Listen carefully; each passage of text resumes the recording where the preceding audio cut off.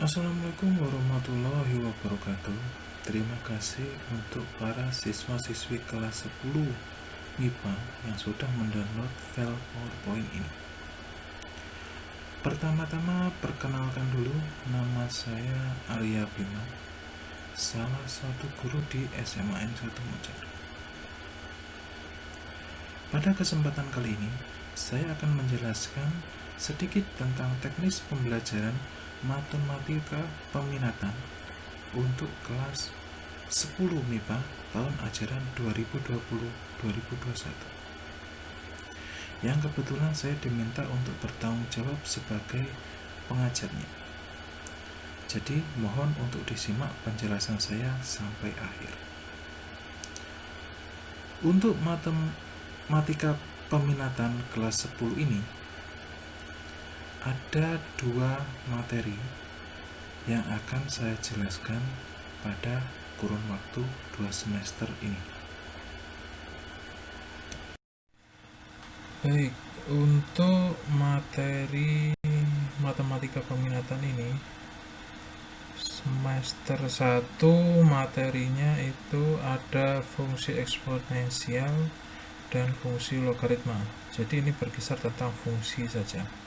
Untuk semester genap materinya hanya ada vektor, tapi nanti saya bagi vektornya ini menjadi vektor dimensi 2 dan vektor dimensi 3.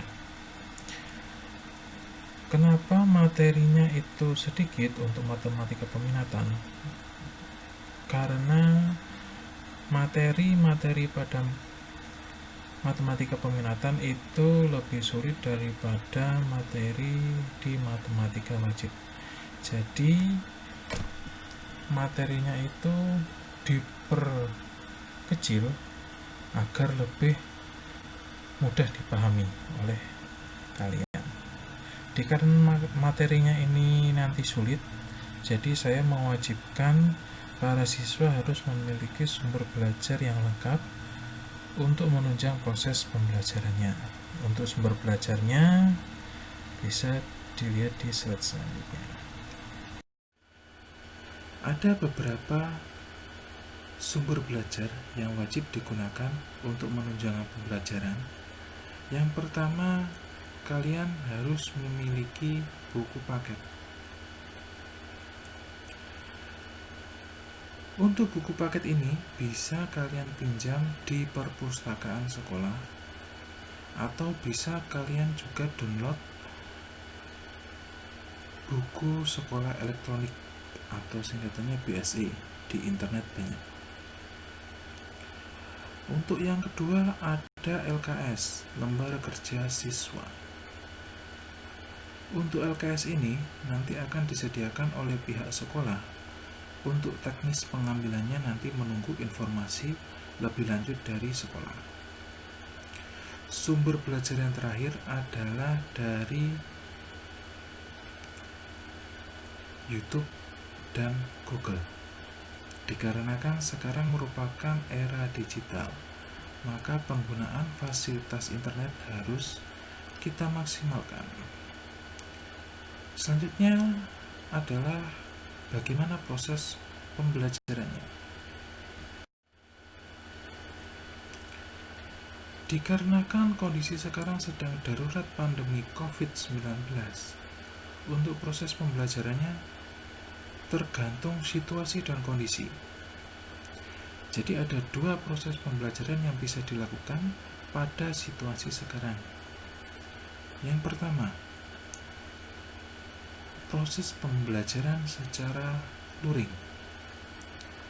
Luring itu singkatan dari luar jaringan, yaitu pembelajaran yang tidak terhubung dengan internet atau tatap muka seperti pembelajaran biasanya.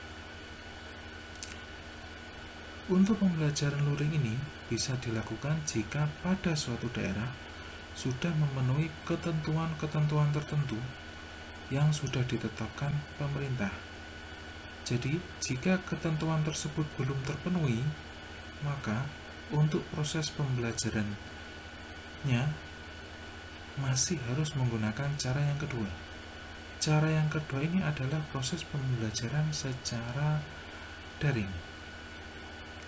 Untuk pembelajaran daring ini, pembelajarannya dilakukan secara online menggunakan aplikasi pembelajaran maupun jejaring sosial. Ada beberapa jenis aplikasi pembelajaran. Ada Google Classroom, ada Psikologi, ada Zoom Meeting, dan ada juga WhatsApp. Untuk SMA N1 Munjar, tahun ini proses pembelajaran daring menggunakan aplikasi pembelajaran psikologi.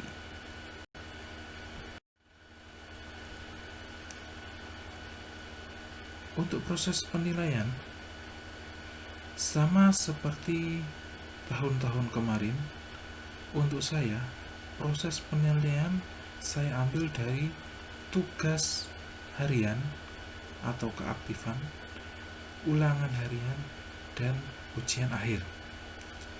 Jadi, yang pertama untuk tugas harian atau keaktifan, itu saya ambil persentase penilaian 60% dari seluruh tugas per babnya. Sedangkan untuk ulangan harian atau kuis, saya ambil persentase penilaiannya 40% dari ulangan setiap babnya. Jadi, untuk setiap bab atau satu bab itu maka persentasenya 100%. Sedangkan untuk ujian akhir penilaiannya akan disendirikan. Jadi, yang saya utamakan di sini adalah tugas harian kalian semua. Untuk tugas pertama kalian pada semester ini adalah kalian harus melengkapi sumber belajar yang saya sudah jelaskan tadi. Oke, terima kasih sudah menyimak dari awal. Saya akhiri. Assalamualaikum warahmatullahi wabarakatuh.